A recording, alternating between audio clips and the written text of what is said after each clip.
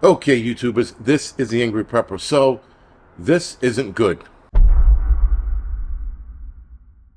Now, guys, according to the Iranian ministry, somebody's whatever the hell uh, department, they're stating that if Israel goes into Gaza Strip and attacks, Iran, Iraq, and Hezbollah are going to join in the fight.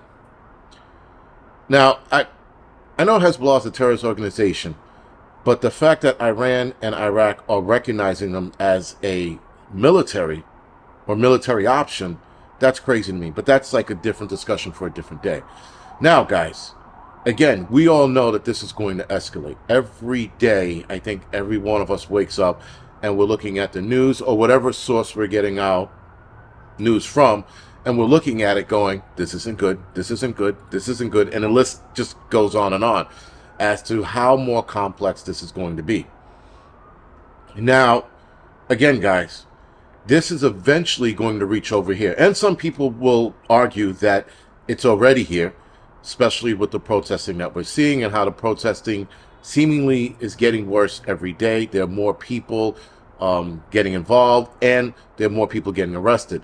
The rally that I was at, apparently when it went down to the Israeli consulate, which was on 2nd Ave somewhere, once it got down there, 60 people got arrested. Now, I was going to walk with them, but I was already cranky, tired, hungry. I was like, fuck these people and their bullshit. And anyway, of course I don't go, and not that all hell broke loose, but it got a little exciting. 60 people isn't a lot when you consider the amount of people that were there, which was, on the Palestinian side, they said thousands. All right. So anyway, you can say that it's affecting us here, but minimally. Financially, clearly it isn't, because the stock market's doing pretty good. But the rest of the world, guys, they're going to start feeling it along with us sooner or later. Now, there is something that we are all not paying attention to because we're all looking at Israel and Hamas. But apparently there's a lot of things being done with the banking system while we're focused on that. I'm going to do a separate video on that.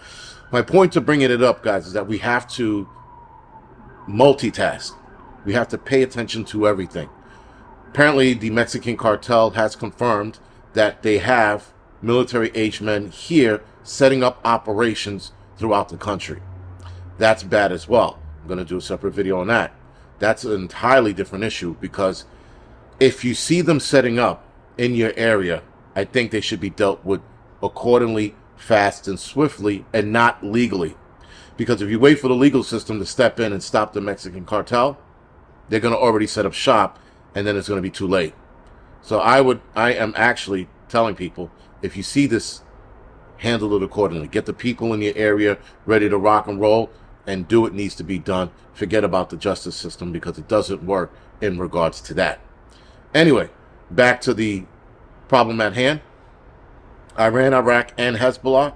That means, guys, these three countries jump into the mix. Syria is jumping in as well, because like I said, it seemingly looks like they're itching to get involved. And of course, guys, these countries, Iran, Iraq, Syria, are going to call upon their friends, whoever their friends are, whatever country their friends are. They're going to call upon them to jump into the fight. And though a lot of those countries might want to stand in the middle, this is what I was talking about in my last video, they're going to have to choose sides. People, unfortunately, guys, or countries, unfortunately, are going to have to choose sides.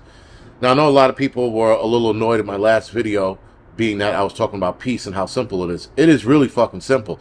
Granted, I did learn something new this morning when I read a story, if you will, on PragerU, which I'm going to put the story up on the community board, from a Muslim guy who was talking about how he was raised to hate Jews and everything about them. And he was raised on this for years. And he came to enlightenment down the line. You got to read the story. Pretty good.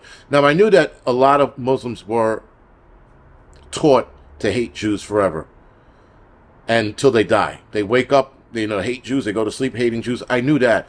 But his story was pretty profound, and I liked it because he broke away from that. And that's what I mean, how simple peace is. Because he did it. Though it took him a couple of years, he still achieved that understanding of Jews and the whole 9 yards. And there are Muslims out there that are now speaking out against this. Peace is simple, guys. It's a very simple fucking thing. It just has to be taught in a way so that a lot of these people that hate Jews can open up, if you will. And you're not going to get everybody to open up. But that's, again, that's a different video or a different conversation for a different day.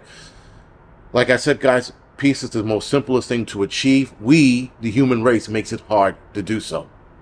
Anyway, guys, this war is going to get out of control exponentially fast because every day there are threats, not even missiles, not even gunfire, threats lobbed back and forth every day.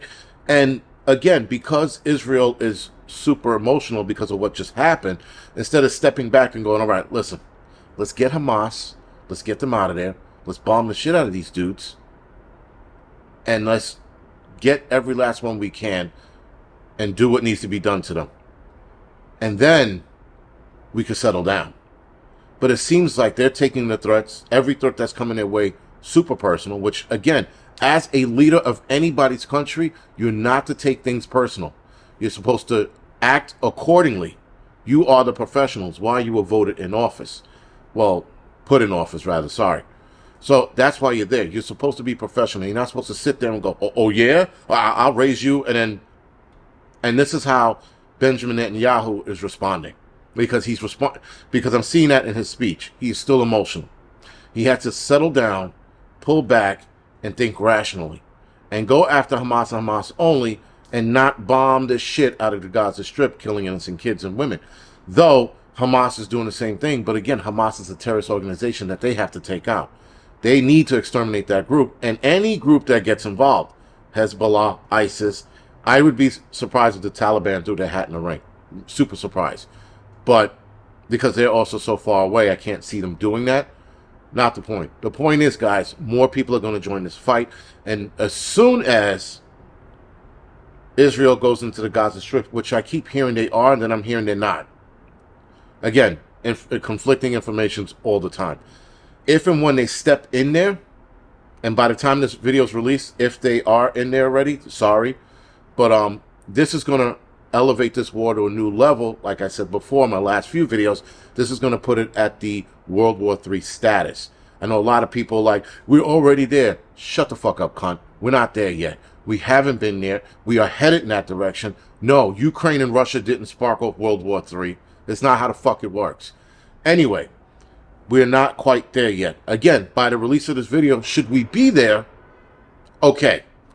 Nonetheless, guys, a lot of countries are going to have their hands forced. And as soon as Iraq, Iran join this fight, the United States already has boots on the ground.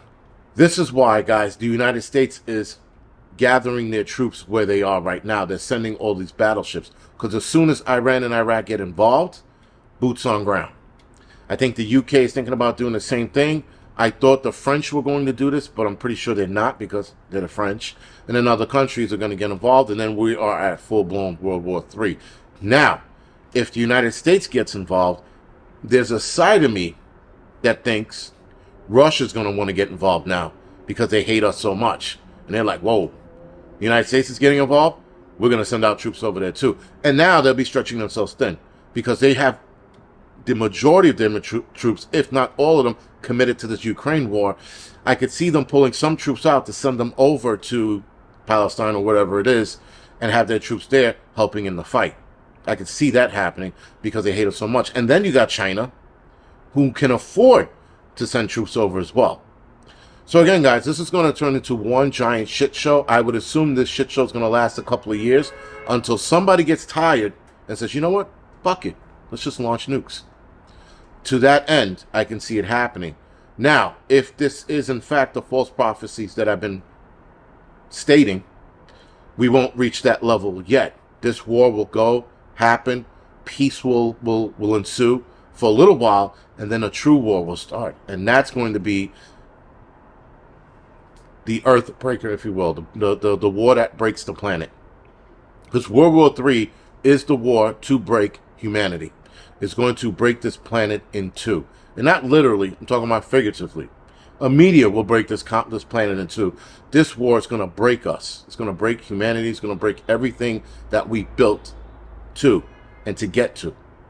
Now, that being said, guys, that is something that we have to watch closely. I don't think this is the war to happen because, again, it was rushed. It happened because they let it happen. At least, the Israelis did. Actually, forget the Israelis. I think everyone involved let this happen. Every intelligent community on this planet let that happen. They let it happen for a reason. Now, the WEF, I feel like they're involved in this somehow. Anyway, guys, this is the Angry Prepper. Thank you for watching.